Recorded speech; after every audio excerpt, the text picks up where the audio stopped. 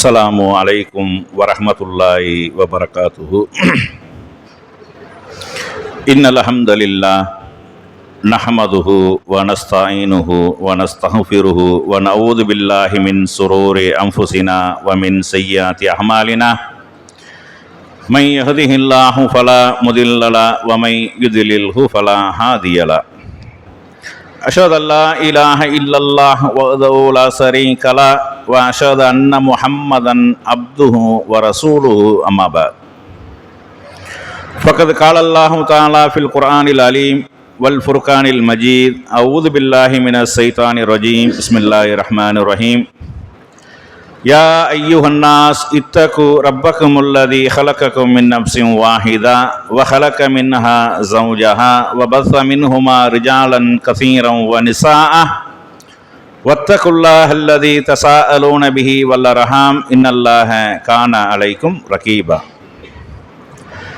யா அய்யுஹல்லதீன ஆமனுத்தகுல்லாஹ வ கூலு கௌலன் சதீதா யுஸ்லிஹு லக்கும் அமாலக்கும் வ யக்ஃபிர் லக்கும் துனூபக்கும் வமை யுத்திஹில்லாஹ வ ரசூலஹு ஃபகத் ஃபாஸ ஃபௌஸன் அலீமா. யா அய்யுஹல்லதீன ஆமனுத்தகுல்லாஹ ஹக்க துகாத்திஹி வ லா தமூதுன்ன இல்லா வ அன்தும் முஸ்லிமூன்.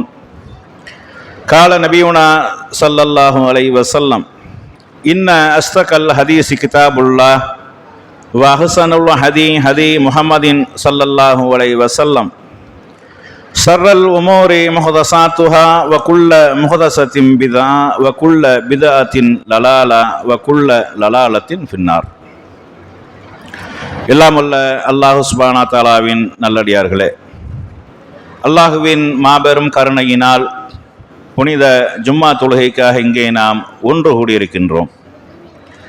அந்த வல்ல நாயனின் சாந்தியும் சமாதானமும் நம் உயிரினும் மேலான நபிகள் பெருமானார் ஸல்லல்லாஹு அலைஹி வஸல்லம் அவர்கள் மீதும், அன்னாரை பின்பற்றி வாழ்ந்த சத்திய சஹாபாக்கள், தாபிஈன்கள், தபோ தாபிஈன்கள், இந்த ஏகத்துவ கொள்கையை உலகமெங்கும் எடுத்து சொல்லிய நல்ல அறிஞர்கள் அனைவர் மீதும், குறிப்பாக இங்கே அமர்ந்திருக்கக்கூடிய நம் அனைவர் மீதும் என்றென்றும் நின்று நிலவட்டுமாக என்று பிரார்த்தித்தவனாக, மரணம் முதல் மண்ணறை வரை என்ற தலைப்பில் ஒரு சில முக்கியமான விஷயங்களை நாம் அறிந்து கொண்டு அதற்கு ஏற்ப நம்முடைய வாழ்க்கையை அமைத்து கொள்ள வேண்டும் என்பதற்காக இந்த தலைப்பு இங்கே தேர்ந்தெடுக்கப்பட்டுள்ளது. பொதுவாக இந்த மரணம் என்று சொல்லக்கூடிய ஒரு செயலை அனைத்து மனிதர்களுமே ஏற்றுக்கொண்டிருக்கிறார்கள். இதில் மறுக்கக்கூடியவர்கள் யாரும் இல்லை. மரணத்திலிருந்து தப்பிக்க முடியும், மரணத்திலிருந்து வெற்றி பெற முடியும், மரணத்திற்கு மருந்து இருக்கிறது என்றெல்லாம் யாருமே நம்புவது கிடையாது.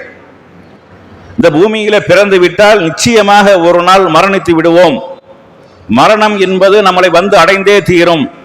இது இறைவனை நம்பிக்கை கொண்டவர்களாக இருந்தாலும் இறை நம்பிக்கையற்றவர்களாக இருந்தாலும் மறுக்க முடியாத நிதர்சனமான ஒரு உண்மை.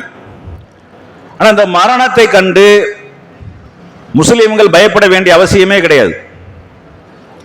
ஏன்னா மரணம் என்பது நமக்கு முடிவல்ல, அதுதான் நம்முடைய துவக்கமே மரணம்தான். இந்த உலகம் என்பது நமக்கு ஒரு சோதனை கூடம்.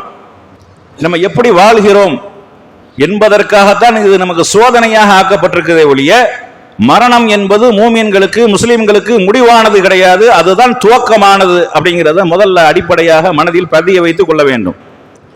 அல்லாஹ் தன்னுடைய திருமறை குர்ஆன்ல சொல்லக்கூடிய நேரத்தில் அல்லதி ஹலக்கல் மௌத வல் ஹயாத லியப்லுவக்கும் ஐயுக்கும் அஹ்ஸனு அமலா, இந்த வாழ்க்கை என்பதும் மரணம் என்பதும் இதை நாம் ஏன் உங்களுக்கு நம்ம ஏற்படுத்தியிருக்கிறோம் என்றால் அழகான செயலுக்குரியவர்கள் யார் என்பதை சோதிப்பதற்காகத்தான்.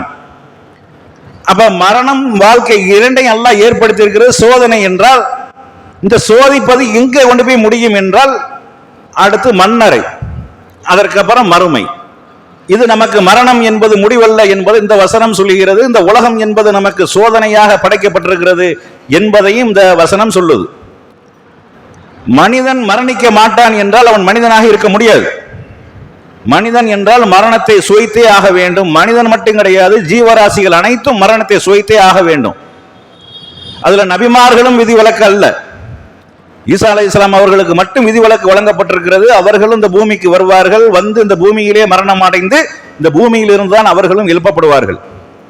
எவ்வளவு பெரிய புனிதர்களாக இருந்தாலும், புண்ணியவான்களாக இருந்தாலும், நபிமார்களாக இருந்தாலும் அனைவரையும் இந்த மரணம் சந்தித்தே தீரும்.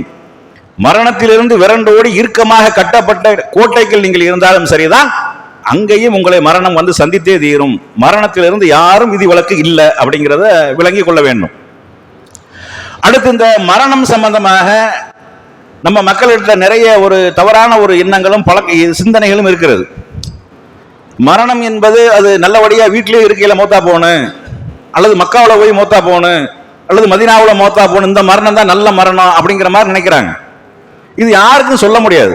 ஒரு மனிதன், ஒரு உயிர் எந்த இடத்தில் மரணிக்கும் என்பதை அல்லாஹ் ஒருவனை தவிர எவனாலையும் அறிந்து கொள்ள முடியாது. ஆஸ்பத்திரியில் எல்லாம் செக் பண்ணி பார்த்துட்டு இன்னும் 24 மணி நேரம் தான் டைம், நீங்க தூக்கிட்டு போயிருங்க, நீங்க போய் உங்க சொந்த பந்தங்களுக்கெல்லாம் சொல்லி அனுப்புங்க என்று சொல்லி அனுப்பப்பட்டவர்கள் அதுக்கப்புறம் 15 வருஷம் உயிரோடு வாழ்ந்த செய்திகள் எல்லாம் நம்ம பார்த்திருக்கிறோம்.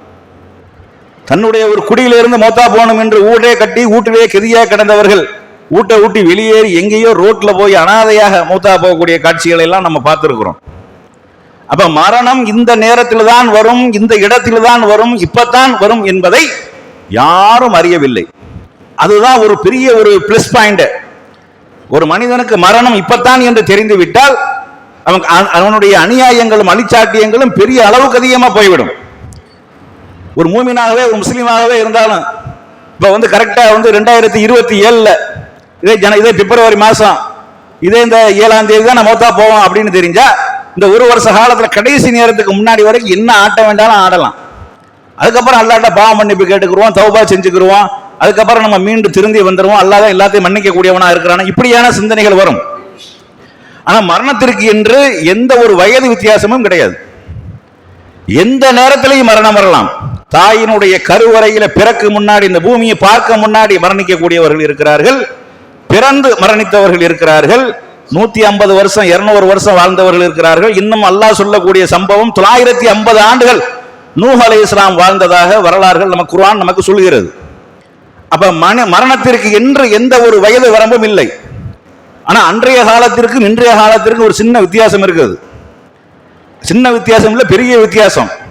அன்றைய காலத்தில் அதிகபட்ச மரணம் என்பது சின்ன பிள்ளையில தப்பித்தவரி மௌத்தா போனா மௌத்தா போனது, அதுக்கப்புறம் போர்க்களங்கள்ல கொல்லப்பட்டது.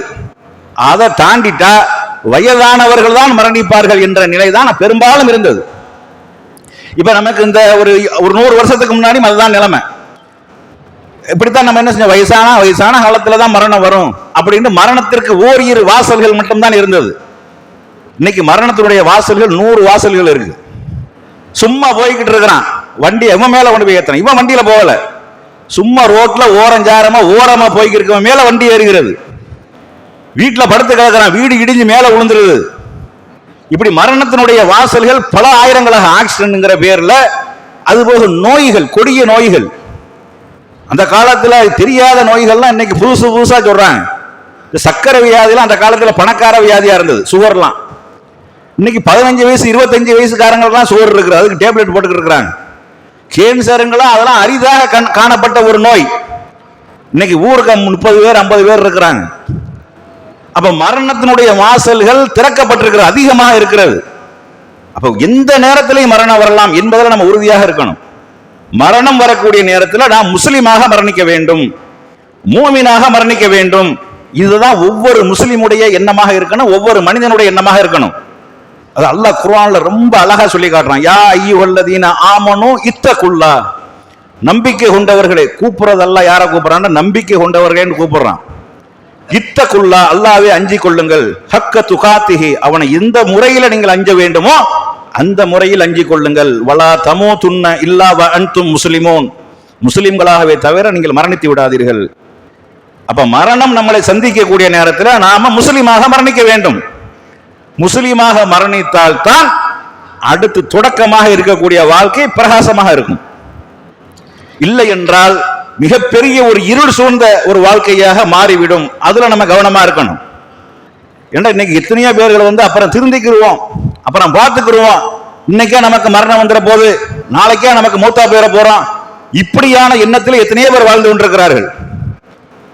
அப்ப மரணம் என்பது எந்த நேரத்திலையும் வரலாம், எந்த நொடியிலையும் வரலாம். நீங்க ராமநாதபுரம் ஜிஹெச்ல போனீங்களாக்க ஒரு நாளைக்கு எத்தனை ஆக்சிடென்ட் கேஸுகள் வருகிறது, எத்தனை போஸ்ட்மார்ட்டங்கள் வருகிறது என்று பார்த்தீர்கள். ஏன்னா வயது வரம்புகள் வித்தியாசம் இல்லாமல் தொடர்ச்சியாக வந்து கொண்டே இருக்குது. இப்படி ஒவ்வொரு ஜிஹெச்லையும் இருக்குது, ஒவ்வொரு நாட்டிலையும் இருக்குது.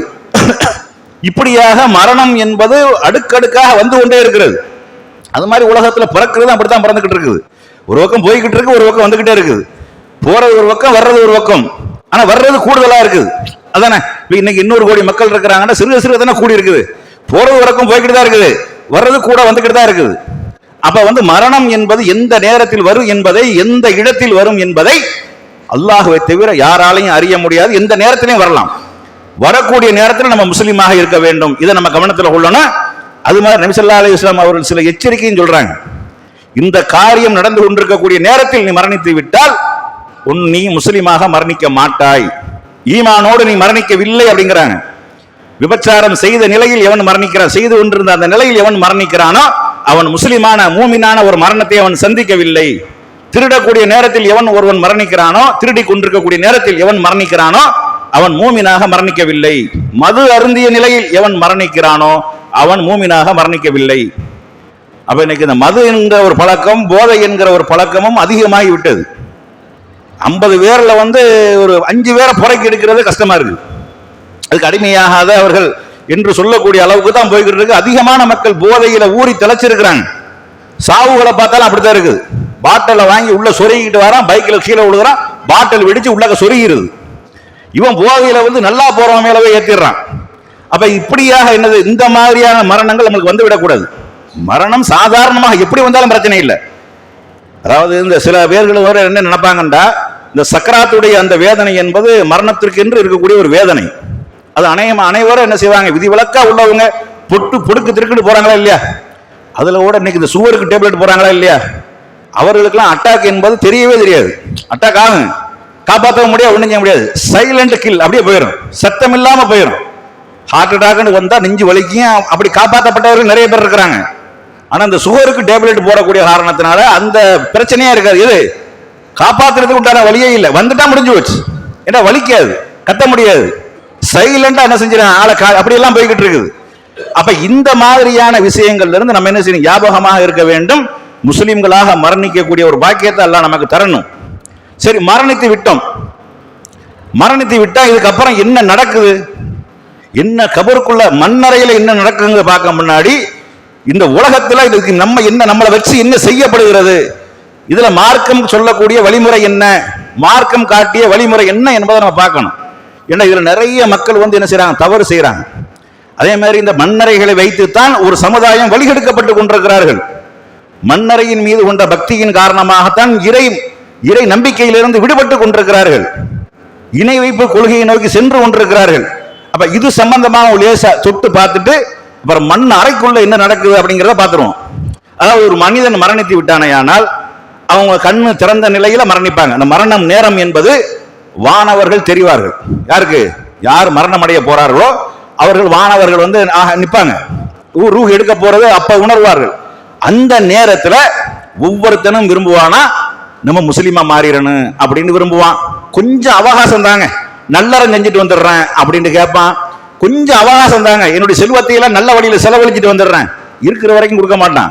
சொத்து பத்து நிறைய இருக்கும், காசு பணம் பேங்க்ல இருக்கும். கஷ்டம்னு வரக்கூடியவனும் கொடுக்க மாட்டான், சிரமம்னு அடுத்த வீட்டுல படுவாங்க, கொடுக்க மாட்டான். மரணம் வேலையில, மரண நேரத்துல வானவர்கள் நிற்கக்கூடிய அந்த நேரத்துல கொஞ்சம் எனக்கு அவகாசம் தாங்களேன், நான் நல்ல காரியம் போய் பள்ளிவாசலுக்கு வாடான்னு கூப்பிட்டு இருப்பான். பள்ளிவாசலா அப்படின்னு இருப்பான். பள்ளிவாசல் பக்கம் தலை வச்சு படுத்திருக்க மாட்டான். அட குர்ஆனை ஓதுறா, ஓதி இருக்க மாட்டான். நல்லறங்கள் நல்ல காரியங்கள் செஞ்சிருக்கவே மாட்டான். வானவர் நிக்கக்கூடிய அந்த நேரத்துல எனக்கு கொஞ்சம் அவகாசம் தாங்க, நான் நல்ல காரியம் செஞ்சுட்டு வந்துடுறேன், என்னுடைய செல்வங்களை நல்ல வழியில செலவழிச்சிட்டு வரேன் அப்படின்னு அவன் சொல்லுவான். அப்ப அல்லாஹ் சொல்லிடுவான், இதெல்லாம் வாய் வார்த்தை, உனக்கு நிறைய அவகாசங்கள் தரப்பட்டது. 50 வயசுல ஒருத்தன் இருக்கிறான், 49 வயசு வரைக்கும் அவகாசம் கொடுக்கப்பட்டதா இல்லையா? முதல் 10 வருஷத்தை விட்டுருங்க, சின்ன குழந்தைங்கிற போயிடும். அது போக உனக்கு 40 வருஷம் அவகாசம் தரப்பட்டதா இல்லையா? உனக்கு எத்தனை பிரச்சனையிலிருந்து மீளப்பட்டு உனக்கு அவகாசங்கள் அளித்து கொண்டே இருந்தது. அப்பையெல்லாம் நீ திருந்தல, உணரல, நீ இதுக்கு மேலேயா திருந்திருவ அப்படின்னு சொல்லிட்டு அல்லாஹ் ரூஹை கைப்பற்றக்கூடிய நேரத்தில் அந்த நேரத்தில் ஒரு வார்த்தைகள் சொல்லப்படுது. மின் வராஇஹிம் பர்ஸவுன் இலா யௌமி யுபஅஸூன். இனிமே அல்லாஹ் மறுமையில உன்னை எழுப்புவான, அது வரைக்கும் இந்த உலகத்திற்கு உனக்கு திரை போடப்பட்டு, இந்த உலகத்துக்கு உனக்கு சம்பந்தமே கிடையாது, டோட்டல் க்ளோஸ், முடிஞ்சு போச்சு, மௌத்தா போயிட்டேன்னு அர்த்தம். மௌத்தா போயிட்டாருண்டா என்ன அர்த்தம்? இந்த உலகத்துக்கு, நம்ம வாழக்கூடிய இந்த பூமி உலகத்திற்கும் மரணித்து விட்டவருக்கு எந்த தொடர்பும் கிடையாது, எந்த சம்பந்தமும் கிடையாது. அவருக்கு இந்த உலகத்திற்கு இடையில திரையிடப்பட்டு விட்டது. அவர் எங்க போவாரு? அவர் வேற ஒரு உலகத்துக்கு போயிடுவார். அது ஆலமுல் அர்வாஹ் என்று சொல்லுவாங்க, அல்லது ஆலமுல் பர்ஸஹ் என்று சொல்வார்கள். அது திரைமறைவு வாழ்க்கை. இதை நபி ஸல்லல்லாஹு அலைஹி வஸல்லம் அவர்கள் சொல்லக்கூடிய நேரத்தில் கபர் வாழ்க்கைங்கிறாங்க, மன்னரை வாழ்க்கை, கபர் வாழ்க்கைன்னு சொல்லப்படுது. இது சம்பந்தமா நம்ம முஸ்லிம்கள் ஓரளவுக்கு தெளிவு பெறணும். இந்த கபருண்டா அந்த கபர்ல கொண்டு போய் வைக்கிச்சு நடக்குதா இல்லையா, இதுதான் பிரதானமா உள்ளது, இதுதான் முதன்மையானது கிடையாது. இது ரசூல் ஸல்லல்லாஹு அலைஹி வஸல்லம் அவர்கள் வாழக்கூடிய காலத்துல அந்த காலத்துல பகுதியில் வாழ்ந்த யூதர்களும் புதைத்தார்கள், கிறிஸ்தவர்களும் புதைப்பார்கள், முஸ்லிம்களும் புதைப்பார்கள். அப்ப மன்னரை நடக்கக்கூடிய சம்பவமாக ரசூலுல்லாஹ் சொல்றாங்க. ஆனா பொதுவாக இருக்கக்கூடிய விஷயத்தை அல்லாஹ் குர்ஆன்ல சொல்லிடுறான், மின் வராஇஹிம் பர்ஸவுன் இலா யௌமி யுபஅஸூன். எழுப்பப்படும் நாள் வரைக்கும் அவர்களுக்கு இடையில திரை இருக்கிறது. மௌத்தா போயிட்டாங்கல்ல, அவர்களுடைய வாழ்க்கை என்பது திரைமறை வாழ்க்கை, திரைமறைவு வாழ்க்கை அப்படிங்கறது அல்லாஹ் சொல்லிடுறான். ஏன்னா இப்ப நம்ம மக்கள் என்ன விளங்குறாங்கடா, மன்னரையில் இப்ப இந்தியாவை பொறுத்தளவுக்கு மன்னரையில் அடக்கம் பெறது 2 பேர் தான். கிறிஸ்தவர்கள் என்ன செய்யறாங்க, பெட்டியை போட்டு அடைச்சு உள்ள வச்சு லாக் பண்ணி விட்டுறாங்க, அது ஒரு ஆளு. நம்ம மண்ணில் போட்டு மூடிட்டு வந்துடுறோம். இது அல்லாத இன்னொரு பெரும்பான்மை சமுதாயம் இருக்கிறது, இந்துக்கள். அவர்களை மண்ணில் அடக்கம் செய்யறது இல்லை. அவங்க என்னதான் செய்யறாங்க, கொண்டு போய் லோக்கல்ல இருந்தாங்கன்னா வச்சு எரிச்சு விட்டுருவாங்க, டயரு கியர் எல்லாத்தையும் போட்டு வச்சு எரிச்சு கொளுத்தி ஒண்ணுமெல்லாம் ஆக்கி சாம்பலாக்கி விட்டுருவாங்க. அல்லது சிட்டி பகுதியில் இருக்கக்கூடிய என்ன செய்வாங்க, எலக்ட்ரிக் சுடுகாடுன்னு சொல்லி அதுக்குள்ள கொண்டு போய் ஒரு பாடியை உள்ள சொருகணமாக ஒரு செம்புல சாம்பலை கொடுப்பாங்க, தாங்க அஸ்தி கொண்டுட்டு போங்க அப்படின்னு சொல்லிட்டு ஒரு செம்புல சாம்பலை கொடுத்து அனுப்பி விட்டுருவாங்க. அப்ப இவர்கள் கபர்ல அடக்கம் செய்யப்படல. இவர்களுக்கு கேள்வி எனக்கு இருக்குதா, இவர்களுக்கு விசாரணை இருக்குதா, அவர்கள் இறைவனை ஏற்றுக்கொள்ளாமல் மரணித்திருக்கக்கூடிய நேரத்தில் அவர்களுக்கு தண்டனை இருக்குதா? ஏன்னா கபர்லயே கொண்டு போய் வைக்கலையே, கபர்லயே கொண்டு போய் அடக்கம் பண்ணலையே. அப்ப இந்த மாதிரி இருக்குதா? அது மாதிரி எத்தனையோ ஆக்சிடென்ட்னா காரு பஸ் சிதஞ்சு சின்ன பண்ணாம போனாலும் இடத்தையும் தேடி பிடிச்சி அடக்கிடலாம். பிளைட் கிராஸ் ஆயிருது, விடிச்சு ஒண்ணும் இல்லாம செதறி ஒண்ணும் இல்லாம போயிருது. அதே மாதிரி எத்தனையோ நாடுகளுக்கு இடையில சண்டைங்கிற பேர்ல பம் பிளாஸ்டர் குண்டுகள் போடப்பட்டு சிதஞ்சு சின்ன பின்னமா ஒண்ணுமே இல்லாம சாம்பலும் கிடைக்காத அளவுக்கு போயிருது. அப்படியே பஸ்பமாக என்ன செஞ்சிருது, ஆவியாயிருது. கடல்ல போறாங்க, இறந்து போயிடுறாங்க, மீன் சாப்பிட்டுட்டு போயிருது. அப்ப இந்த மாதிரியான ஆளுக்கு கபருடைய வேதனை, கபருடைய வாழ்க்கை இல்லையா என்றால் அவர்களுக்கும் இருக்கிறது. அந்த வாழ்க்கையை பத்தி அல்லாஹ் சொல்றான், மின் வராஇஹிம் பர்ஸவுன் இலா யௌமி யுபஅஸூன். ஒருவன் மௌத்தா போய்விட்டால், இறந்து விட்டானையானால் அடுத்து அவனுடைய வாழ்க்கை என்பது திரைமறை வாழ்க்கை, ஆலமுல் அர்வாஹ். அது என்னது, அது ரூஹுகளினுடைய உலகம், ரூஹுகள் கைப்பற்றப்பட்டுகிறது அந்த உலகம் அல்லாஹ் சொல்லிடுறான். இப்ப என்ன பிரச்சனை அப்படின்னா, வானவர்கள் வந்த உடனே என்ன செய்வான், சொல்லுவான், நான் இஸ்லாத்துக்கு வந்துடுறேன், நான் முஸ்லீம் ஆயிடுறேன் அப்படின்னு சொல்லக்கூடிய நேரத்தில் அவனுடைய அந்த பிரார்த்தனை ஏற்றுக்கொள்ளப்படாது. இது நபி ஸல்லல்லாஹு அலைஹி வஸல்லம் அவங்களும் சொல்றாங்க, அல்லாஹ் குர்ஆன்லயும் சொல்றான், உயிர் தொண்டக்குழியை அடையும் நேரத்தில் நான் ஒருவன் இந்த தௌபாவிலிருந்து, அந்த பாவத்திலிருந்து நான் மீளுகிறேன் என்று சொல்லக்கூடியவனுடைய பாவ மன்னிப்பு ஏற்றுக்கொள்ளப்படாது. அதே மாதிரி கியாமத் உலகம் அழியக்கூடிய அந்த நாள் இருக்கா இல்லையா, கிழக்கே உதிக்கக்கூடிய சூரியன் மேற்கே உதிக்கக்கூடிய அந்த நேரத்தில் கேட்கப்படக்கூடிய தௌபாவும் ஏற்றுக்கொள்ளப்படாதுங்கிறாங்க. அப்ப உயிர் துண்டக்குழியை அடைகிற நேரத்தில் கேட்கிறான் பாருங்க, ஒவ்வொருத்தனும் கேட்பாங்க, ஒவ்வொருத்தனும் முஸ்லீமாக மரணிக்க வேண்டும் என்று விரும்புவான். ஃபிரௌன் விரும்பினான, ஃபிரௌன் கேட்டான, இந்த மூசா சொல்லக்கூடிய, ஹாரூன் சொல்லக்கூடிய பனி இஸ்ரவேலருடைய இறைவனை நான் ஏற்றுக்கொண்டு நானும் முஸ்லீமாகி விடுகிறேன் என்று சொன்னான். அல்லாஹ் அப்பா சொன்னா, உனக்கு இதுக்கு முன்னாடி எத்தனையோ அவகாசங்களை தந்துட்டோம், எத்தனையோ உனக்கு பஞ்சாயத்து பிரச்சனைகளை தீர்த்து விட்டோம், நீ கேட்கல, மூழ்கி அடிக்கப்பட்டு செத்தவன்ல ஒருத்தனா நீ போயிட்ட போ என்று சொல்லி அவனுடைய அந்த பிரார்த்தனை அல்லாஹ் ஏற்றுக்கொள்ளவில்லை. அப்ப ஒவ்வொருத்தனும் மரண நேரத்தில் கேட்பான், நான் முஸ்லீமாக மரணிக்க வேண்டும். ஆனா நம்ம என்ன கேட்கணும், யா அல்லாஹ் முஸ்லீமாகவே மரணிக்க செய்யன்னு கேட்கணும். வலா தமூதுன்ன இல்லா வ அன்தும் முஸ்லிமூன், நீங்கள் முஸ்லிம்களாகவே தவிர மரணித்து விடாதீர்கள் என்று சொல்லி அல்லாஹ் சொல்றான். அல்லாஹ்விடத்தில் அதிகமாக கேட்கணும், எல்லாம் அதே மாதிரி எங்களை வழிகெடுத்து விடாது, எங்களுக்கு நேர் வழி காட்டிய பின்னாடி எங்களை வழிதவர செய்து விடாது என்றெல்லாம் நம்ம என்ன செய்யணும், அல்லாஹ்விடத்தில் அதிகமாக பிரார்த்தனை செய்யணும். ஏன்னா நம்ம கையில கிடையாது. அதையும் ரசூலுல்லாஹ் சொல்றாங்க, காலையில ஒருத்தன் மூமினா இருப்பான், மாலையில காஃபிரா போயிடுவான், சாயங்காலம் காஃபிரா இருப்பான், காலையில முஸ்லீமா போயிடுவான். அப்ப என்ன நடக்குது, மாறி உலகத்துல எந்த நேரத்துல என்ன நடக்கும் என்று தெரியாத ஒரு சூழ்நிலையில நம்ம வாழ்ந்து கொண்டிருக்கிறோம். அப்ப என்ன செய்யணும், நம்ம அல்லாஹ்விடத்தில் அதிகமாக பொறுப்பு சாட்டி முஸ்லிம்களாகவே நாங்கள் மரணிக்க வேண்டும். அல்லாஹ் அதற்குண்டான பாக்கியத்தை தா, எங்களுக்கு மரணம் என்று வறுமையானால் நாங்கள் முஸ்லீமா மரணிக்கணும், எங்கள் இறுதி நிலையில உன்னை வணங்கியவர்களாக, உன்னை நினைவு கூர்ந்தவர்களாக உன் அருளை எதிர்பார்த்தவராக, உன்னுடைய மன்னிப்பை எதிர்பார்த்தவர்களாக நாங்கள் மரணிக்க வேண்டும் என்ற அந்த எண்ணம் இருக்கணும். இப்படி மரணம் அடைஞ்சாதான் நல்ல ஒரு வாழ்க்கை கிடைக்கும். சரி, இப்ப மரணம் அடைஞ்சாச்சு. மரணம் அடைஞ்சா என்ன செய்யணும்? அவர்களுக்கு வந்து நபி ஸல்லல்லாஹு அலைஹி வஸல்லம் சொல்றாங்க, அவங்களுடைய கண்கள் திறந்திருக்கும். இந்த வானவர்களை பார்த்த நேரத்தில் நல்லவரா இருந்தா அவங்களுடைய ரூஹுகள் அழகான முறையில் என்ன செய்யப்படும்? வானவர்கள் கைப்பற்றி வானத்தினுடைய வாசல்கள் திறக்கப்பட்டு அப்புறம் வந்து இல்லையின் என்ற ஒரு பதிவேட்டில் பதிவு செய்யப்படும். கெட்டவனாக இருப்பானே ஆனால் துன்புறுத்தப்பட்டு விழாப்புறங்களிலும் முதுகுகளையும் அடிச்சு துன்புறுத்தப்பட்டு உயிர்கள் கைப்பற்றப்படும். அந்த கைப்பற்றின அந்த உயிரை மேலே கொண்டு போகும்போது வானத்தினுடைய வாசல்கள் திறக்கப்படாது. அவனை கொண்டு போய் கீழே பதிவு பண்ணிருங்க அப்படின்னு சொல்லிட்டு அங்க வந்து சிஜ்ஜீன் என்று சொல்லக்கூடிய ஒரு பதிவேட்டில் பதிவு செய்யப்பட்டுரும். இப்படி அது ஒரு பக்கம் அது போய்கிட்டு இருக்கு. இப்ப உலகத்துல பூமியில இறக்கக்கூடியதுக்கு கண்களை கசக்கி மூடணும். ஏன்னா அந்த பார்வை நிலை குத்தி இருக்கக்கூடிய நேரத்தில் கண்ணு மூடாது. மூத்தா போயிட்டு எல்லாம் ஸ்ட்ராங்கா போயிடும், இறுகி போயிடும், ரத்தங்கள் உறைந்து போயிடும். அப்புறம் எந்த ஒரு பொருளையும் உடனடியாக செஞ்சிடலாம். அப்ப கண்களை கசக்கி மூடி விட்டு அழகான முறையில வந்து குளிப்பாட்டி கஃனிட்டு அவர்களை அடக்கம் செய்யணும். அடக்கம் செய்யறதுக்கு முன்னாடி தொழுகை நடத்தணும். இது மூமினாக முஸ்லீமாக மரணித்தவர்களுக்கு செய்யக்கூடிய ஒரு முக்கியமான விஷயம். இந்த வீட்டில் வச்சு நான் கஃன்லாம் இட்டு தூக்கிட்டு போறாங்கல்ல, தூக்கிட்டு போகக்கூடிய நேரத்தில் தூக்கிட்டு போறவங்க வந்து பேசாம போகணும். எப்படி போகணும்? ஷஹாதத்து களிமா அப்படி களிமா இந்த அதெல்லாம் ஒன்றும் கிடையாது. சும்மா தூக்கிட்டு போயிட வேண்டியதான். வேகமாக கொண்டு போகணும். ரொம்ப ஆடி அசைஞ்சுக்கிட்டு பைய போகாம கொஞ்சம் வேகமா போகணும். ஏண்டா அந்த மரணித்த அந்த உடலை வந்து என்னை எங்க கொண்டு போறீர்கள் என்று அலரும். நல்லவர்களாக இருந்தால் என்ன சீக்கிரமா கொண்டு போங்க அப்படின்னு சொல்லணும். கெட்டவராக இருந்தால் என்னை எங்க கொண்டு போறீ என்று கேட்கும் என்றெல்லாம் ரசூலுல்லாஹ் சொல்றாங்க. அப்ப தூக்கிட்டு போகணும். இந்த ஷஹாதத்து களிமா அப்படிங்கிற ஒரு களிமா வந்ததுக்கு உண்டான பின்னணி ஒன்று இருக்கிறது. இந்த ஏன் இந்த ஷஹாதத்து களிமா அப்படிங்கிற ஒரு களிமா பேர்ல உள்ள வந்துச்சு அப்படின்னா இது மற்ற நாட்டுகள்லாம் கிடையாது. இந்தியாவில் இந்த மதரசாக்கள் இருக்காங்களே இல்லையா ஆலிம்கள், அவர்களுக்கு அந்த காலத்து வருமானம் என்னண்டா மரணிச்சாதான் வருமானம். ஒரு ஊர்ல ஒரு 10 மௌத்துன்னு வைங்களேன், அவர்களுக்கு நல்ல ஒரு வருமானம். ஏன் 1ஆம் பாத்தியா 3ஆம் பாத்தியா 7ஆம் பாத்தியா 40ஆம் பாத்தியா அதுக்கு இடையில இப்படி 10 வீட்டுல இருந்துச்சுவீங்களே 1 7 எல்லாம் கலந்து வருமா? ஒரு மாசத்துக்கு அப்படியே ரன்னிங் ஆகிட்டே இருங்க, தொடர்ச்சியா போய்கிட்டே இருங்க. அப்ப வந்து என்னண்டா பள்ளிவாசல்ல வந்து மரண செய்தி சொல்லிட்டாங்க. அந்த காலத்துல சங்கு ஊதுறதான் வழக்கம். மைக்கு போட்டுக்கிட்டு சொல்றாங்களா இல்லையா, இந்த ஊர்ல இன்னார் மூத்தா போயிட்டாங்கன்னு மைக்கில் சொல்றது இல்லை. சில ஊர்ல நகரா அடிப்பாங்க, சில ஊர்ல சங்கு ஊதுவாங்க. சங்கு ஊதிட்டாங்கன்னா என்னண்டா களிமா சஹாதா இன்ன 2 சாவாதா அப்படிங்கிறதா அதனுடைய பின்னணி வரலாறு. களிமா சஹாதாண்டா இன்ன 2 சாவாதா. ஏன்? செத்தாத்தான் நம்மளுக்கு காசு, செத்தாத்தான் வருமானம்.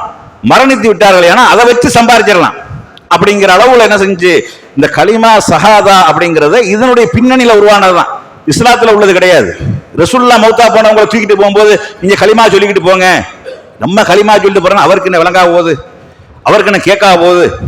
இதுல முக்கியமான விஷயம் என்ன, மௌத்தா போயிட்டாங்கன்னு வைங்களேன், இந்த காது கேட்கும் நிறைய பேர் நம்புறாங்க. ஆனா இஸ்லாத்துல அப்படி நம்பிக்கையே கிடையாது. பொதுவாகவும் அப்படி நம்பிக்கை இல்லை. இஸ்லாம் என்ன சொல்லுதுன்னா, நபிகள் நாயகம் ஸல்லல்லாஹு அலைஹி வஸல்லம் சொல்றாங்க, இதா மாத்தல் இன்சானு இன் கதஹ அன்ஹு அமலுஹு. ஒரு மனிதன் மரணித்து விட்டானேயானால் அவனுடைய அனைத்து செயல்பாடுகளும் துண்டிக்கப்பட்டு விட்டது. எந்த ஒரு உறுப்பும் இயங்காது, எந்த ஒரு உறுப்பும் சக்தி இருக்காது. ஆனா விதிவிலக்கு அல்லாஹ் கண்ணை மட்டும் 6 மணி நேரத்துக்கு அவன் பார்க்க முடியாது. அதை எடுத்துட்டு போய் வேற ஒண்ணுக்கு வச்சு அவன் பார்ப்பானே ஒழிய இவன் கண்ணை வச்சுக்கிட்டு பார்க்க முடியுமா? பார்க்க முடியாது. அப்படி எல்லாம் வச்சிருக்கான். அந்த கண்ணுக்கு மட்டும் பிரத்யேகமான ஒரு தன்மை வச்சிருக்கிறான். அந்த கண்ணை கொண்டு எவன் மரணித்தானோ அவன் பார்க்க முடியாது. மௌத்தா போய் 6 மணி நேரத்துக்கு யாரையும் பார்த்துக்கிட்டு இருப்பானா பார்க்க முடியாது. அவனுடைய உறுப்புல இருந்து அந்த கண்ணு வேலை செய்யாது. அந்த கண்ணனுடைய அந்த பிளேட்டுகளை எடுத்து கொண்டு போய் வேற ஒருத்தனுக்கு கண்ணில் வச்சாதான் அவன் பார்ப்பான், இவன் பார்க்க முடியாது. மௌத்தா போனா யாரும் பார்க்க முடியாது. கேட்க முடியுமா? கேட்க முடியாது. பேச முடியுமா? பேச முடியாது. நடக்க முடியுமா? பிடிக்க முடியுமா? ஓட முடியுமா? ஆட முடியுமா? எல்லாம் ஒண்ணும் இல்லாமல் போனாதான் அதுக்கு பேர் தானே மரணம். மரணம்டா என்ன அர்த்தம்டா? ஒண்ணும் இல்லைன்னு அர்த்தம். எல்லாம் டோட்டல் க்ளோஸ்டு அர்த்தம். எந்த ஒன்றும் இயங்கவில்லை என்று அர்த்தம். இனிமே எந்த ஒன்றும் இயங்காதுன்னு அர்த்தம். அதனாலதானே கொண்டு போய் மண்ணுக்குள்ள விட்டு புதைக்கிறோம். உசுரோட இருந்தா கொண்டு போய் புதைப்போமா? யாரா ஒத்துக்குருவாங்களா? அட ஒரு ஆள் வந்து ஒரு 3 வருஷமா நோயில கிடக்கிறார், படுத்த வடக்கில் இருக்கிறாருங்க. அவரை வச்சு வீட்டுல பார்க்கக்கூடியவங்களுக்கு வெறுப்படைஞ்சு போச்சு. அப்படி சில பேருக்கு நடக்கும், வெறுப்படைஞ்சு போச்சு. அவங்க சொல்றாங்க, இதுக்கு மேல வச்சுங்க பார்க்க முடியல, கொண்டு போய் மண்ணுக்குள்ள வச்சு புதைச்சிருங்க, ஜனசா தொழுகை வச்சு அடக்கிறீங்கன்னு சொல்றாங்க. நீங்க செய்வியல யாராவது? ஏன்? அட என்னதான் இருந்தாலும் உசுர் இருக்குல்லங்க, உசுருண்டு ஒண்ணு இருக்கக்கூடிய நேரத்தில் அப்படி செய்யக்கூடாது. அப்ப மண்ணுக்குள்ள கொண்டு போய் போடுறதனுடைய நோக்கமே என்னன்னா எல்லாம் முடிஞ்சு வச்சுன்னு அர்த்தம். அப்ப இந்த அடிப்படை அறிவு இது மார்க்கம் சொல்லக்கூடியதுதான். இது சயின்ஸ் சொல்லுது, வெளியிலிருந்து சிந்திக்கிறோங்கிறதான் கிடையாது. இதா மாத்தல் இன்சானு இன் கதஹ அன்ஹு அமலுஹு. ஒரு மனிதன் மரணித்து விட்டானையானால் அவனுடைய அனைத்து செயல்பாடுகளும் துண்டிக்கப்பட்டு விடும், முடிஞ்சு போச்சு, டோட்டல் க்ளோஸ் அப்படின்னு எல்லாம் சொல்லிடுறான். இப்ப வந்து தூக்கிட்டு போகக்கூடியது அந்த கலிமா சஹாதாங்கிற ஒரு பேர்ல என்ன செய்யறாங்க சொல்றாங்க, அது கிடையாது.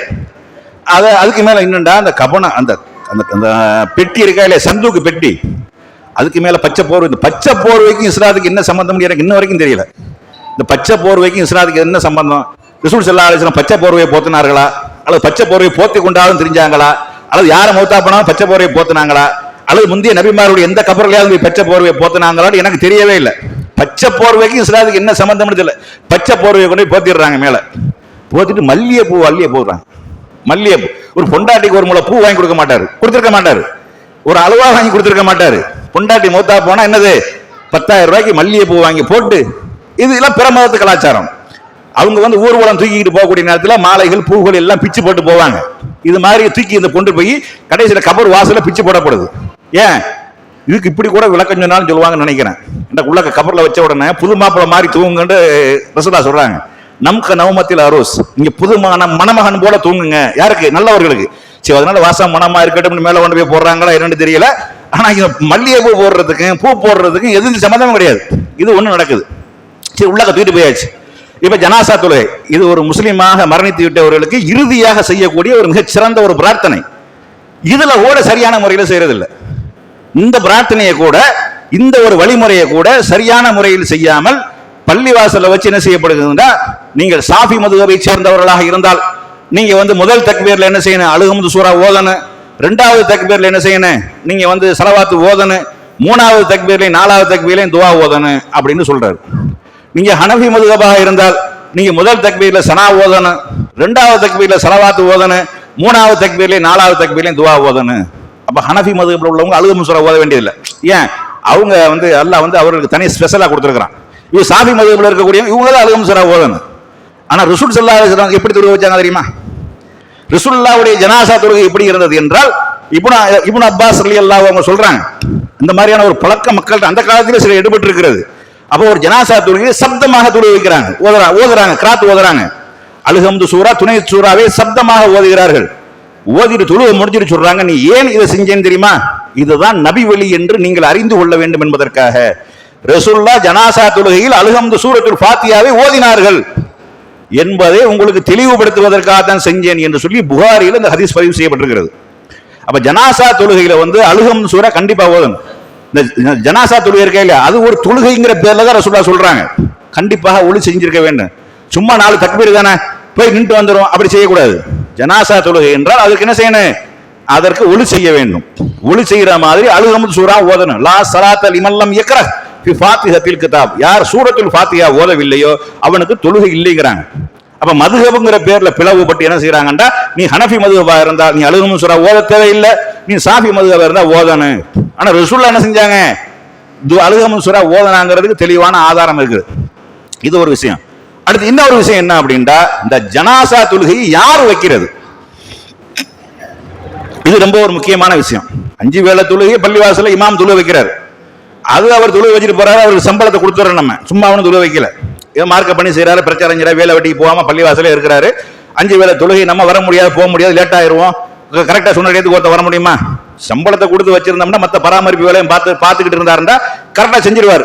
5 வேளை தொழுகை வைக்கிறோம், சம்பளம் கொடுக்குறோம், தொழுகை வைக்கிறார். ஆனா ஜனாசா தொழுகையை பொறுத்தளவுக்கு இதுல பிரதான உரிமை படைத்தவர்கள் யாருண்டா அந்த குடும்பத்தை சார்ந்தவர்கள் தான்.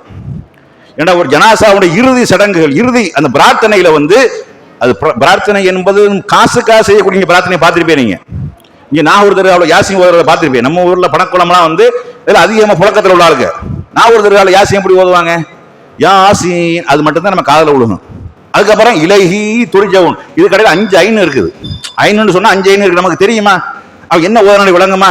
நீங்க வேண்டாம் ரெக்கார்டிங் பண்ணி கொண்டு வந்து கேளுங்க. நீங்க அந்த குர்ஆன்ல அந்த வார்த்தையே இருக்காது, அவங்க நமக்கு தெரியவும் செய்யாது, அப்படியே தான் போய்கிட்டு இருக்கு. அப்ப இப்படி பாத்தியா ஓதுவாங்க.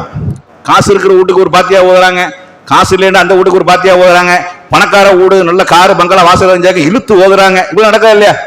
இது காசுக்காக கூலிக்காக செய்யக்கூடியவர் அப்படி செஞ்சிருவாங்க. உண்மையிலே என் தகப்பன் சொர்க்கம் போக வேண்டும், என்னுடைய தாயுடைய பாவங்கள் மன்னிக்கப்பட வேண்டும், என் தகப்பனுடைய கபர் விசாலமாக்கப்பட வேண்டும், என் தகப்பனுடைய கபர்ல வந்து சொர்க்கத்தினுடைய வாசல்கள் திறக்கப்பட வேண்டும் என்று விரும்பக்கூடியவர்கள், பிரதானமாக இருக்கக்கூடியவர்கள் யாருன்னா அந்த குடும்பத்தை சார்ந்தவர்கள். ஆனா இன்னைக்கு ஒரு துரதிர்ஷ்டம் என்னன்னா, நம்ம அதிகமானவர்கள் ஜனாசா தொழுகை வைக்க தெரியல. நம்ம போய் நம்ம என்ன செய்ய பேசிடுறோம், கேட்கறாங்க ஜனாசா தொழுகை வைக்க தெரியுமா, தெரியாதுங்கிறான். அப்ப என்ன பிரயோஜனம்? நம்மளுடைய பெற்றோர்களுக்கு, நம்ம வளர்த்தவர்களுக்கு, நம்மளுடைய மனைவிக்கு, நம்மளுடைய மகனுக்கு, நம்மளுடைய பிள்ளைகளுக்கு, நம்முடைய சொந்தங்களுக்கு, நம்முடைய பந்தங்களுக்கு அந்த இறுதியாக செய்யக்கூடிய அந்த வழிபாடுகள், நமக்கு வழிமுறைகள் நமக்கு தெரியவில்லை என்றால் அப்புறம் என்ன நம்ம பேசி என்ன பிரயோஜனம்? நபிகள் நாயகம் ஸல்லல்லாஹு அலைஹி வஸல்லம் சொல்லக்கூடிய செய்தி முஸ்லிம்ல பதிவு செய்யப்பட்டிருக்கிறது. ஒரு மனிதனுடைய உரிமையில அவனுடைய அனுமதி இல்லாமல் மூக்கு நுழைக்காத, தலையிடாதேங்கிறாங்க. இமாமாக தலையிடாத, தொழுகை சம்பந்தமாக தான் பேசிக்கிட்டு வராங்க. ஒரு குடும்பத்தாருடைய உரிமையில அவனுடைய அனுமதி இல்லாமல் நீ தலையிடாத, அதுக்கு முக்கியத்துவம் வாங்கி. இது எல்லா மதத்திலும் இருக்குது. இந்த இறுதி சடங்கு இருக்கா இல்லையா, எல்லா மதத்திலையும் அந்த குடும்பத்தை சார்ந்தவங்க தான் செய்வாங்க. இந்துக்களை எடுத்துக்கொண்டாலும் சரி, மற்ற மதத்தவர் கிறிஸ்தவர்கள் எடுத்துக்கொண்டாலும் சரி, யாரை எடுத்துக்கொண்டாலும் யார் தான் செய்வா, அந்த குடும்பத்தில் உள்ளவங்க தான் இறுதி சடங்கு செய்வாங்க. ஆனால் இஸ்லாத்தில் அதுக்கு நாங்கள் தான் அப்படின்னு ஆக்கிட்டாங்க. அந்த ஒன்னையாவது அவங்க செஞ்சுட்டு போறாங்களே, உலக தூய்மையோடு அல்லாஹ்விடத்துல கேட்டு போறாங்களே, அவங்க பெற்று வளர்த்து இருக்கிறாங்க, ஆளாக்கி இருக்கிறாங்க. அந்த அழுகையும் கண்ணீருமாக அல்லாஹ்விடத்துல கேட்கக்கூடிய அந்த ஒரு பிரார்த்தனை இருக்குது, அதை காட்டி அதுக்கு இருக்கக்கூடிய வெயிட் வேறு எதுக்காக இருக்குதா? அந்த ஒரு தாய் மரணித்து விட்டு அவனுடைய அழுகையும் ஏக்கமும் அந்த கண்ணீர் வடிந்து கொண்டு, அல்லாஹ் என்னுடைய தாயுடைய பாவத்தை மன்னிச்சிடல்லா, அவருடைய கபரை விசாலமாக்க அல்லா, சொர்க்கத்தினுடைய அந்த பூஞ்சோலை அவர்களுக்காக திறந்து விடையா அல்லா, அந்த கேள்வி எனக்கு கேட்கக்கூடிய நேரத்தில் ரொம்ப எளிதாக சொல்லக்கூடிய ஒரு பாக்கியத்தை கூட அல்லாண்டு இவன் அந்த கண்ணீரோடு கேட்கக்கூடிய அந்த பிரார்த்தனுடைய வெயிட்டு அவர் கேட்கும் போது இருக்காது. அவருக்கு ஊர்ல ஒன்று மொத்தா இருக்குது, அடுத்து 3ஆம் பாத்தியா 7ஆம் பாத்தியா இருக்குது, அதுக்கடுத்து 40ஆம் பாத்தியா இருக்குது, சரி நமக்கு ஒரு வருமானம் இருக்குது, சரி ஹை ஜோ அப்படிங்கிற அளவுல அவருடைய பிரார்த்தனை இருக்கும். யாருக்கு தான் உலக தூய்மையை யார் செய்வா? அந்த குடும்பத்தில் யார் மரணித்து விட்டு கவலையும் கண்ணீருமாக இருக்கிறார்களோ அவர்களுக்கு தான் அதுல என்ன செய்யும், முக்கியமா என்ன செய்யும், அதனுடைய ஈடுபாடு இருக்கும். அப்ப அதுக்கு முன்னுரிமை கொடுங்க. நீங்க அவர் உங்களை தொழுவைக்கு தெரியல, உங்களை தொழுவைக்கு சொல்றாரா, வச்சிருப்பாங்க. ரசூல் ஸல்லல்லாஹு அலைஹி வஸல்லம் அவங்க தான் அனைவருக்கும் தொழுகை வச்சாங்கடா, அவர் இந்த இமாம் ஒண்ணா அப்படி சொல்ல வராங்க. ரசூலுல்லாஹ் தான் எல்லாரும் தொழுகை வச்சாங்க, அவர் ரசூலுல்லாஹ் இந்த இமாம் ஒண்ணா? ரசூல் ஸல்லல்லாஹு அலைஹி வஸல்லம் அவர்கள் ஒரு ஜனாசாவுல ஒரு பிரார்த்தனை செய்கிறார்கள். அந்த பிரார்த்தனையை கேட்டுட்டு ஒரு சஹாபி சொல்றாங்க, அல்லாஹ்வுடைய தூதரே, நீங்கள் கேட்ட பிரார்த்தனையினுடைய அந்த இதை நான் உணர்ந்து கொண்டு இந்த ஜனாசாவாக நான் இருந்திருக்க கூடாதா? அப்படி நீங்க இமாம் கேட்பீங்களா? அப்படி இமாம் நீங்க சொல்லுவீங்களா? நீங்க அப்படி என்ன சொல்ல வராங்க? அப்ப நான் தான் ரசூல் எல்லாம் தொழு வச்சாங்கல்ல, அதனால நானும் எல்லாத்தையும் தொழு வைப்பேன் அப்படிங்கிற மாதிரி சொல்ல வராங்க.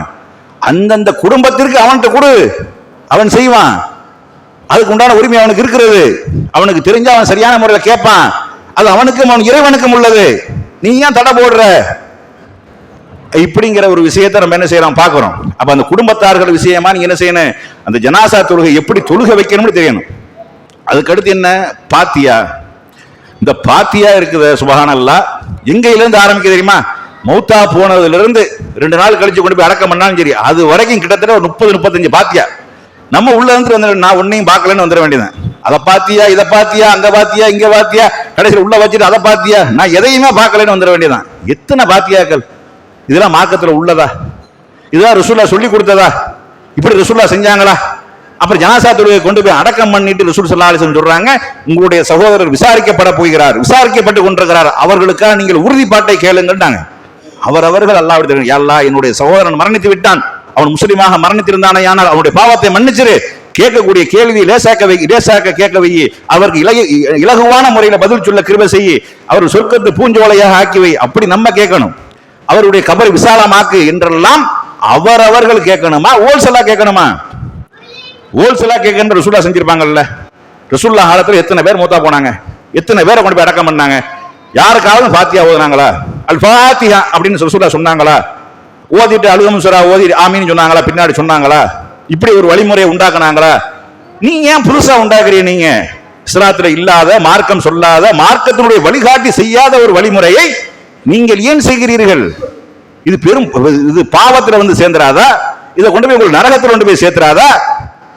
என்னுடைய தூதர் செய்யாத ஒரு வழிமுறை நீ உண்டாக்குறியா, கண்டுபிடிக்கிறியா? நான் சொல்லல, என் தூதர் சொல்லல, உனக்கு எப்படா தெரியும் அப்படின்னு அவன் கேட்டான். என்ன பதில சொல்லுவீங்க? அப்ப இந்த ஒரு விஷயம் நடக்குது. இப்ப அடக்கம் பண்ணதுக்கு அப்புறம் அவருக்கா நம்ம செய்யக்கூடிய விஷயம் என்ன?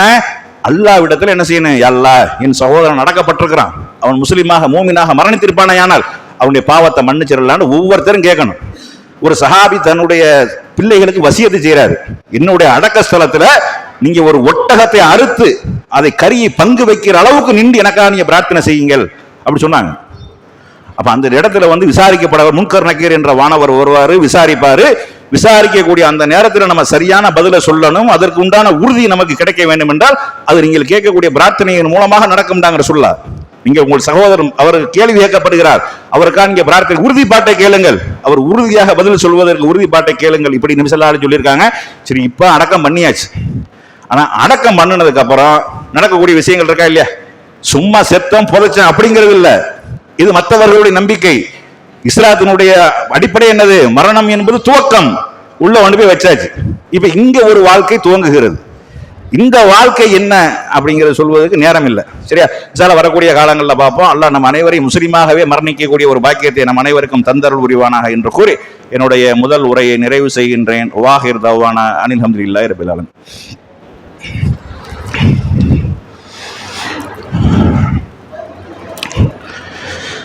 அல்ஹம்துலில்லாஹ். அல்லாஹ்வின் நல்லடியார்களே, மரணம் முதல் மன்னரை வரை என்ற ஒரு தலைப்பில் ஒரு சில செய்திகள் நம்ம சொல்லியிருக்கிறோம்.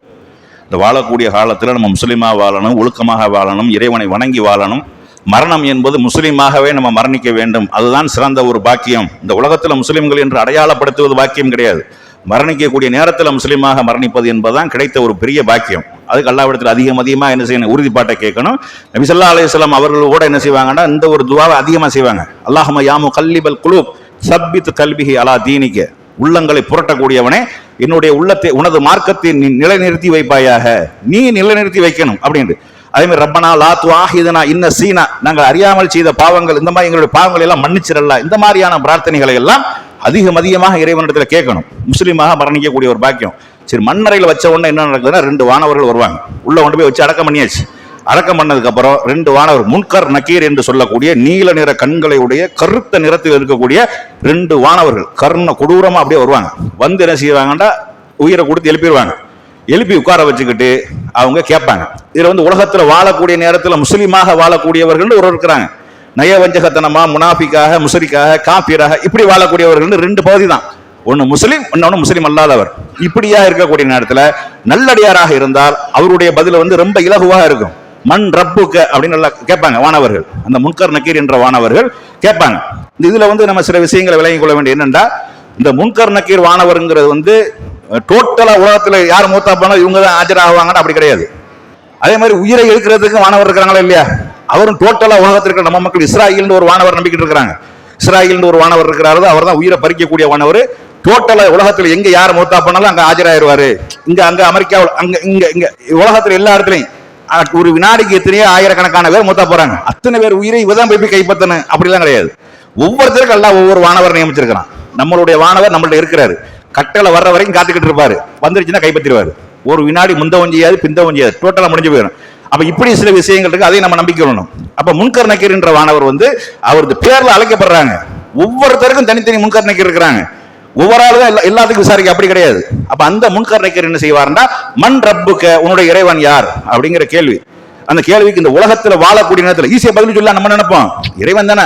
மண் ரப்புக்கண்டா உன் இறைவன் யாருன்னு அர்த்தம், அல்லான்னு சொல்லிடுவான். சொல்ல முடியாது. இங்க நம்ம இஷ்டத்துக்குலாம் கிடையாது. இப்ப நீங்க வந்து ஒரு பதட்டமாக இருக்கக்கூடிய நேரத்தில் வந்து சில செய்திகள் உங்களுக்கு சொல்லவே முடியாது. வாய் உளர ஆரம்பிச்சிடும், வாய் குளர ஆரம்பிச்சிடும். உங்களுக்கு ஏற்கனவே தெரிஞ்சிருந்தாலும் இன்னும் சில பேர் சொல்லுவாங்க, உள்ளத்துல கிடக்குது வாயில வரமாட்டேங்குதுமா. அப்படிலாம் இருக்கா இல்லையா? உள்ளத்துக்குள்ள கிடக்குது, வாய் வெளியே வரமாட்டேங்குது. இப்படியெல்லாம் நம்ம உலகத்துல பாக்குறோம். அப்ப இந்த நீல நிற கண்களுடைய அந்த வானவர்கள் வந்து நின்று கொண்டு மண் ரப்புக்க, உன் இறைவன் யார் என்று கேட்கக்கூடிய நேரத்தில் இந்த உலகத்துல யார் முஸ்லீமாக மோமீனாக இறைவனுக்கு கட்டுப்பட்டு வாழ்ந்தார்களோ அவர்கள் என்னுடைய இறைவன் அல்லாஹ் என்று சொல்வார்கள். அடுத்து மண் நபியுக்க, உன்னுடைய நபி யார் அப்படின்னு கேட்கப்படும். அதுல முக்கியமான விஷயம், எந்த இமாம்களும் கேட்கப்படாது, எந்த அவுலியாக்களும் எல்லாம் கேட்க மாட்டான், நபியத்தான் கேட்பான். மண் நபியுக்க, உன்னுடைய நபி யார்? அப்ப அந்த ரசூல் ஸல்லல்லாஹு அலைஹி வஸல்லம் அவருடைய வழிமுறையை அழகான முறையில பின்பற்றி தூதராக ஏற்று அவர்களுடைய வழியில நடந்த அவர்கள் என்ன செஞ்சிருவாங்கடா, முஹம்மது ரசூலுல்லாஹ், அவர்கள் தான் என்னுடைய தூதர் என்று சொல்லிடுவாங்க. மா தீனுக்க, உன்னுடைய மார்க்கம் என்ன என்று கேட்கப்படும். தீனுல் இஸ்லாம். இப்படியான கேள்விகள் தான் கேட்கப்படும், சொல்லிடுவாங்க, பதில் சொல்லிடுவாங்க. வேற வந்து நம்மளுடைய செயல்பாடுகள் தான் விரிக்கப்படாது, அதெல்லாம் கேட்கப்படாது. அதுக்கெல்லாம் வேற இருக்குது, அதெல்லாம் ஜட்ஜ்மெண்ட் டே, நியாய தீர்ப்பு நாள், அங்க போயிடாது. இங்க வந்து சிம்பிளான கேள்வி தான். ஆனா இது கெட்டவராக இருப்பாரே ஆனால் அவருக்கு பதில் தெரியாது. ஹா ஹா லா அதிரி, அது சம்பந்தமாக எனக்கு எந்த ஒன்றும் தெரியாது. இப்படின்னு சொன்ன உடனே இப்ப ரெண்டு வாழ்க்கை ஆரம்பிக்குது. நல்லவர்களுக்கு இன்பமான ஒரு வாழ்க்கை, கெட்டவர்களுக்கு படுமோசமான ஒரு வாழ்க்கை, ஆக மோசமான. இந்த நபி ஸல்லல்லாஹு அலைஹி வஸல்லம் அவர்கள் இந்த கபர் சம்பந்தமாக பேச ஆரம்பித்து விடுவார்களே ஆனால் சஹாபாக்களுடைய கண்களில் இருந்து கண்ணீர் தாரதாரையாக ஓட ஆரம்பிச்சிடும். அதுபோல ரசூல் ஸல்லல்லாஹு அலைஹி வஸல்லம் அவர்கள் அதிகமாக கேட்ட பிரார்த்தனையில மின் அதாபில் கப்ரி, கபருடைய வேதனையிலிருந்து யா அல்லாஹ் உன்னிடத்துல பாதுகாப்பு, எப்படி அதாபின் நார்ல இருந்து கேட்டார்களோ, நரகத்தினுடைய வேதனையிலிருந்து உன்னிடம் பாதுகாப்பு தேடுகிறேன் என்று கேட்டார்களோ, அது மாதிரி அதாபில் கப்ரி, கபருடைய வேதனையிலிருந்து உன்னை பாதுகாப்பு தேடுகிறேன் என்று கேட்டிருக்கிறாங்க. அவ்வளவு பயங்கரமா மோசமாக இருக்கும். அல்லாஹ் மூமினாக வாழ்ந்து மரணிக்கக்கூடிய ஒரு பாக்கியத்தை அல்லாஹ் நம் அனைவருக்கும் தந்தருள் புரிவானாக. வாஹிர் தவானா அனில் ஹம்துலில்லாஹி ரப்பில் ஆலமீன். அஸ்ஸலாமு அலைக்கும்.